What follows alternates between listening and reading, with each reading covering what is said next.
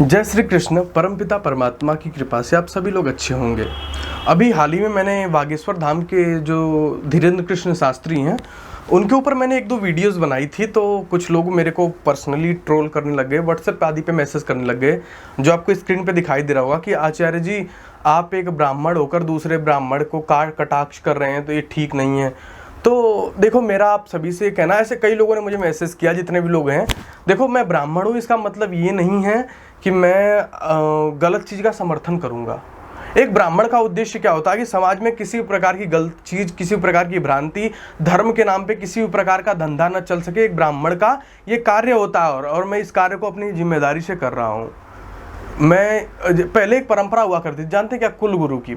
हर कुल के गुरु हुआ करते थे, और वो कुल गुरु क्या करते थे कि किसी भी प्रकार का अधर्म, किसी भी प्रकार का पाखंड, किसी भी प्रकार की नई गतिविधि जो ठीक ना हो, जो समाज में उस प्रकार की ऐसी गतिविधि न चल जाए, इसलिए हर राज्य में या हर परिवार, बड़े परिवारों में कुल गुरु हुआ करते थे। महाभारत में भी आप जानते हैं कृपाचार्य, द्रोणाचार्य, ये लोग, तो कृपाचार्य जो थे वो कुल गुरु थे। तो इस तरीके से करके बहुत एक व्यवस्था सी थी, पर वो सारी व्यवस्थाएं भंग होने लग गई हैं।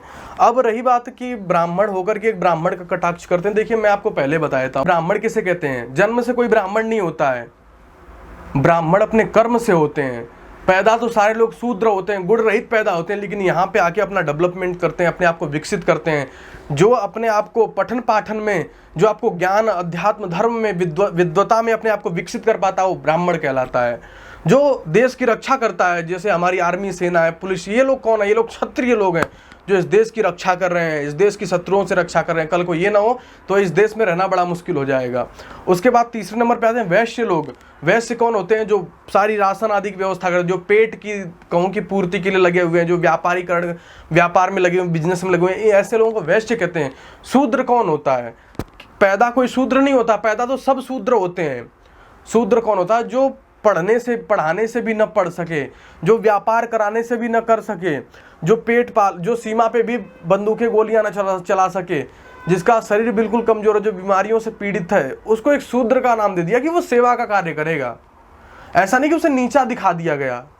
जब वो पढ़ाने से भी न पढ़ सका, कुछ लोगों की बुद्धि होती है बहुत कुंठित होती है, जो पढ़ाने से भी नहीं पढ़ सका, ऐसे लोगों को शूद्र कहा गया है। ऐसा मत समझ लीजिए कि शूद्र जो पैदा हो रहा है वो शूद्र ही शूद्र है, और जो ब्राह्मण कुल में पैदा हुआ। मैं कहता हूं कि आज जितनी जाति, मैं ब्राह्मण होते हुए मुझे बड़ा दुख है कि आज जितनी जातियां ब्राह्मणों की भ्रष्ट हो गई हैं, उतनी किसी की भ्रष्ट नहीं हुई है। 80%, मैं कहता हूं कि 90% ब्राह्मणों के घर में मांस, मदिरा, अंडा, मांस, मछली, कौन सी ऐसी चीज है जिसका सेवन नहीं होता है? मैं अच्छे अच्छे ब्राह्मणों से रोज मिलता हूं, और मैं इतना ही नहीं, मैं ऐसे ऐसे अच्छे अच्छे धर्माचार्यों को भी जानता हूं जो धर्म का उपदेश तो करते हैं, परंतु वो मुर्गा, मछली, वैश्यागमन, हर चीज में लिप्त हैं। और मैं ऐसे ऐसे परिवारों को भी जानता हूं जो अपने आप को थाली ठोक के कहते हैं मैं ब्राह्मण हूं, लेकिन उनके घर में हर दूसरे दिन मुर्गा बनता है, हर दूसरे दिन किसी न किसी की हत्याएं होती हैं, हर उनका पिता, भाई, कोई न कोई शराबी, कबाबी जरूर मिलता है। ऐसे लोग कभी ब्राह्मण नहीं हो सकते। ब्राह्मण वो होता है जो ज्ञान की बातें करता है, जो विद्वान होता है, जो चिंतनशील होता है, जो मननशील होता है, वो ब्राह्मण होता है। पैदा होने से कोई ब्राह्मण नहीं होता। पैदा हुआ ब्राह्मण घर में है, बिल्कुल गंवार, आता कुछ नहीं है, तो समझ लेना शूद्र हैं आप, ब्राह्मण नहीं है। ऐसे लोगों को ब्राह्मण नहीं कहा जा सकता है। अपने आप को विकसित कीजिए, अपना विकास कीजिए, तब अपने आप को ब्राह्मण कहिए। अपने आप को शुभ गुणों से युक्त करिए, तब ब्राह्मण कहिए। जातिवाद देखिए, किसी भी जाति का हो, अगर जातिवाद देश में फैलता है तो समझ लेना देश के लिए घातक है और नाश करेगा, नाश। इस देश को बचाना तो सबसे पहले जातिवाद हटाइए। जो जिस योग्य है, और सबसे ज्यादा अगर हालत किसी ने खराब कर रखी है तो आरक्षण ने। क्यों किसी को कहूं कि आरक्षण, और क्यों सबकी अलग अलग शिक्षाएं? सबको समान शिक्षा होनी चाहिए इस देश में, चाहे वो अरबपति का बेटा हो, चाहे वो कंगाल का बेटा हो, सबको एक समान शिक्षा होनी चाहिए, और किसी के लिए आरक्षण नहीं होना चाहिए। तब इस देश का विकास होगा। ऐसे विकास नहीं होता है। देखो, ब्राह्मणवाद, चाहे कोई भी ठाकुरवाद, कोई भी हो, जब तक ये पनपता रहेगा तब तक इस देश का कभी, कहूँ कि नैया पार नहीं हो सकती, बेड़ा पार नहीं हो सकता है। यदि सबसे पहले इस देश का विकास चाहते हो तो सबसे पहले जातिवाद खत्म कर दो। बिल्कुल, तुम कहने को तो अपने आप को ब्राह्मण कहते हो, मैं इस वीडियो के माध्यम से अपने इस ब्राह्मण वर्ग को लथेड़ रहा हूं कि तुम कहने के लिए तो ब्राह्मण कहते हो, लेकिन हर तीसरे दिन तुम्हारे घरों में 80% ब्राह्मणों के घर में मुर्गा कटता है। 80% ब्राह्मण लोग दारू पीते हैं। 80% ब्राह्मण लोग कहूँ कि जो घटिया से घटिया काम है, वेद, जो लोग द्विवेदी, त्रिवेदी, चतुर्वेदी हुआ करते थे, क्या वो वेद क्यों हुआ करते थे? क्योंकि वो 2 वेदों के, 3 वेदों के, 4 वेदों के ज्ञाता हुआ करते थे। आज कोई है द्विवेदी, त्रिवेदी, चतुर्वेदी, नाम लिखने के लिए तो सब है, लेकिन आता किसी को कोई एक वेद का मंत्र सुना दे। ब्राह्मण अपने आप को ब्राह्मण की पूछ बनते हैं, तो कोई एक वेद का मंत्र सुना दे, इसको ब्राह्मण नहीं कहते हैं। यदि किसी दूसरे जाति का व्यक्ति यदि अपने आप को डेवलप करता है और अपना विकास करता है और अपनी योग्यताएं बना के वो वेद का अध्ययन करता है, शास्त्रों का अध्ययन करता है, भगवत गीता का अध्ययन करता है, तो ये ध्यान रखना वो ब्राह्मण है। अध्ययन करके मनन करता है, उसका निधि ध्यासन करता है, रोज अभ्यास करता है, ऐसे व्यक्ति के जीवन में कहूँ परमात्मा का प्रेम और हर चीज बरसती है। रही बात धीरेन्द्र कृष्ण शास्त्री की, तो मैं ऐसे पाखंडी लोगों को मैं ब्राह्मण कभी कह ही नहीं सकता हूँ, क्योंकि देखो जाति में पैदा हो जाना इससे ब्राह्मण नहीं। जो ज्ञान का प्रचार करता है वो ब्राह्मण होता है, जो पाखंड का प्रचार करता है वो ब्राह्मण नहीं हो सकता है। जो अपनी प्रसिद्धि के लिए जनता को गुमराह करता है वो ब्राह्मण नहीं हो सकता है। जो ज्ञान की बात करता है, जो मुक्ति की बातें करता है, जो मोक्ष की बातें करता है, जो सिद्धांत और सत्य न्याय धर्म की बातें करता है, वो ब्राह्मण होता है। क्षत्रिय कौन होता है? जो देश की रक्षा करता है। वैश्य कौन होता है? जो पेट। और शूद्र कौन होता है? जो पढ़े से भी नहीं पढ़ सके, शस्त्र चलाने से भी नहीं चला, सिखाने पे भी नहीं चला सके, ऐसा व्यक्ति जो बिल्कुल शारीरिक रूप से कमजोर, जिसके प्रारब्ध ही खराब है, ऐसे लोगों को शूद्र कह दिया गया। लेकिन ये मत समझ लेना कि शूद्र कोई जाति विशेष है, ऐसा कुछ नहीं है। तो और रही बात धीरेन्द्र कृष्ण शास्त्री का आप विरोध क्यों करते हैं, तो विरोध करने की केवल एक वजह है। मैं बार बार कहता हूं कि क्या ये उन्हीं लोगों का भविष्य बता सकता है जो सुशोषित, पीड़ित, एकदम कुंठित लोग हैं, जो पहले से ही पीड़ित हैं, जिनसे कह दो कि हाँ जी गैया दूध नहीं दे रही, कहेंगे हाँ जी बिल्कुल नहीं दे रही है। जिनको कह देंगे गैया भाग गई, कहेंगे हाँ बिल्कुल भाग गई। कहेंगे बकरी मर गई, कहेंगे हाँ मर गई। टिल्लू पानी नहीं दे रहा है। क्या केवल इन्हीं लोगों का भविष्य देख सकता है ये? किसी पढ़े लिखे, किसी शिक्षित वर्ग का? और रही बात जैसे बड़ी बड़ी जो देश में योजनाएं चलती हैं, जो बड़ी बड़ी देश में गतिविधियां चलती हैं, जो कहूँ कि देश के नई नई योजनाएं हैं, और कहाँ से हमारे देश में, किस देश में कौन हमला करेगा, और सैनिक कहाँ मारे जाएंगे, कहाँ हमारे सैनिक भारी पड़ेंगे, इनकी आवश्यकता तो ज़्यादा यहाँ कम है, इनकी आवश्यकता बॉर्डर पे ज़्यादा है। ऐसे लोगों को बॉर्डर पे भेजो ना, ये बताएंगे कहाँ सैनिक छुपा हुआ है, ये बताएंगे कहाँ से वार करेगा, ये बताएंगे कि अगला देश हमारे प्रति क्या योजनाएं बना रहा है। ये इस चीज़ को क्यों नहीं बता सकते? मैं बस इतना जानना चाहता हूँ।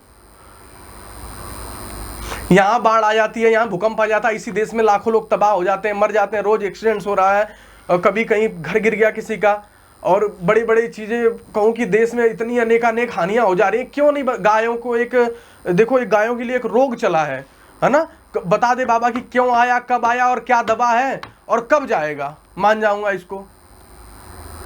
गायों को एक रोग चला बहुत भीषण, और ये बागेश्वर वाला बता दे कि इसकी दवा क्या है, जब ये सब जानता है तो।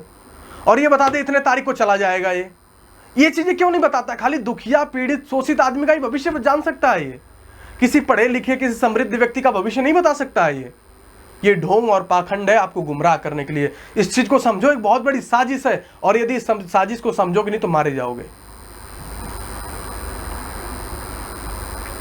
मैं बार बार कहता हूं कान खोल के, वेद भी कहता है, मैं ही नहीं, वेद भी क्या कहता है? वेद की अगर आप बात समझोगे तो वेद कहता है ब्राह्मणो अस्य मुखम आसीद, ब्राह्मणो अस्य मुखम आसीद बाहुराजन्य कृत उरु तदस्य यद वैश्य पदाभ्याम शूद्रो अजायता। ये मैं नहीं, ये कौन कहता है? ये वेद कहता है। वेद क्या कहता है? अथर्ववेद की ब्राह्मणो अस्य मुखम आसीद, ब्राह्मण मुख है, जो ज्ञान देने की बात करता है, जो मुक्ति की बातें करता है, जो मोक्ष की बातें करता है, वो ब्राह्मण है। उसके बाद कहते हैं बाहुराजन्य कृत, जो राजशाही लोग हैं, जो क्षत्रिय लोग हैं, उनकी भुजा, वो भुजा से, वो लोग भुजा हैं। कौन है? भुजा, मतलब वो लोग शक्ति के प्रतीक है, वो लोग ताकत के प्रतीक है। और फिर कहते हैं कि उरु तदस्य यद वैश्य, जो पेट की लिए योजनाएं बनाता है, जो खाना पीना व्यापार आदि ये सारी चीजें करता है, वो कौन है? वैश्य। और पदाभ्याम शूद्रो अजायता, और शूद्र कौन है? पैर, जो सेवा का कार्य करते हैं। और मैंने फिर बताया कि शूद्र वो नहीं है जो जाति से शूद्र पैदा हो गए। शूद्र कौन है? बताया था ना, जो पढ़ने से भी ना पढ़ सके, कुछ सिखाने से भी ना सीख सके, वो शूद्र हैं। ये मत समझना कि शूद्र का बेटा शूद्र ही हो सकता है, ऐसा नहीं होता है। यदि उसके कर्म ब्राह्मण तुल्य तो ब्राह्मण है। तो ये जातिवाद तो सबसे पहले अपने दिमाग से निकाल दो। इस तरीके से करके मुझे बहुत सारे लोगों ने मैसेज किया, देखो आप कुछ भी हो, मुझे फर्क नहीं पड़ता है, लेकिन मैं बिल्कुल जातिवाद के खिलाफ हूँ। और मैं हमेशा ये चाहता हूँ कि ये देश उन्नति करे। मुझे किसी जाति विशेष, किसी मनुष्य विशेष से कोई फर्क नहीं पड़ता है। मैं हमेशा मानव कल्याण की भावना रखता हूँ अपने अंदर, और उसी मानव कल्याण की भावना को समाज में प्रशस्त करना चाहता हूँ।